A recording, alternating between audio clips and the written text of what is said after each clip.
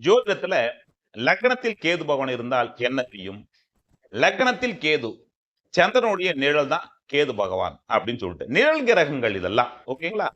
அப்போ ஒருடைய பிரம்மாண்ட கிரகம் ராகு சொல்லும் பொழுது அதற்கு ஆப்போசிட் வந்து பாத்தீங்க அப்படின்னு சொன்னா ஞானக்காரகன் கேது பகவான் லக்னத்தில் ஒரு சந்துக்குள்ள குடியிருக்கேன், நான் இருக்கக்கூடிய வீடு ஒரு சந்துல இருக்கு அப்படின்னு இருக்கக்கூடிய அந்த ஜாதகர் லக்ன கேதுவா இருப்பார். ஒரு கோயில் பக்கத்துல வந்து நான் குடியிருக்கேன் சார், தலைமுடி அதிகமா இருக்கு, தலை சம்பந்தப்பட்ட பிரச்சனை இருக்கு, தலையில வந்து ஸ்கின் ப்ராப்ளம் இருக்கு, இதெல்லாம் லக்ன கேது.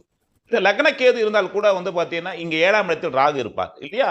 திருமண விஷயத்துல ஒரு கசப்பு கொடுத்துரும். திருமண விஷயத்துல வந்து பாத்தீங்கன்னா காதல் திருமணங்கள், மதம் மாறிய திருமணங்கள், திருமணத்தில் விரக்தித்தன்மை, இந்த லக்னத்தில் கேது இங்க இந்த பக்கம் லக்னத்தில் ராகு இருந்தா வந்து பாத்தீங்கன்னா ஒரு கிரகம் பிரம்மாண்டாவும் இன்னொரு கிரகம் வந்து பாத்தீங்கன்னா ஆப்போசிட் தன்மை இருக்கும். இந்த தாம்பத்திய விஷயத்துல வந்து பாத்தீங்க அப்படின்னு சொன்னா கான்ட்ரவைஸா இருக்கும். இதுதான் இங்க மெயின் பிரச்சனை. சரி, லக்னத்தில் வந்து கேது இருக்கக்கூடிய சூழ்நிலையில திருமணம் சம்பந்தப்பட்ட ஒரு கசப்பு இருக்கும். அல்லது திருமணம் விஷயம் வந்து பார்த்தா ஒரு மதம் மாறிய அவருடைய காதல் திருமணம் சம்பந்தப்பட்ட ஒரு திருமணமா இருக்கும்.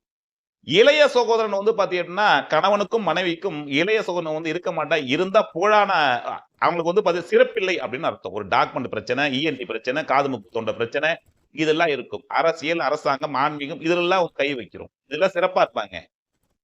ராகு கேதுக்கள் யாருன்னா லக்னத்திற்கு இருந்தாலும் இவர்களுக்கு வீடு புகுந்தவர் வலுவாக இருக்க வேண்டும். இவர்கள் பார்வைப்பட்டால் சிறப்பு. லக்னத்தில் கேது தன்னுடைய மனைவிக்கு ஆண் ஜாதகம் என்றால் கர்ப்பப்பை சார்ந்த தொந்தரவுகள், தந்தை புகழா இருப்பார், இவருடைய தந்தை புகழா இருப்பார். ஜாதகரே வந்து பாத்தீங்க அப்படின்னு சொன்னா சமுதாய பொறுப்புகள் இருப்பார், அரசியல், அரசாங்கம், ஆன்மீகம் சம்பந்தப்பட்ட விஷயங்கள்ல தலைமை பொறுப்புல இருப்பார்.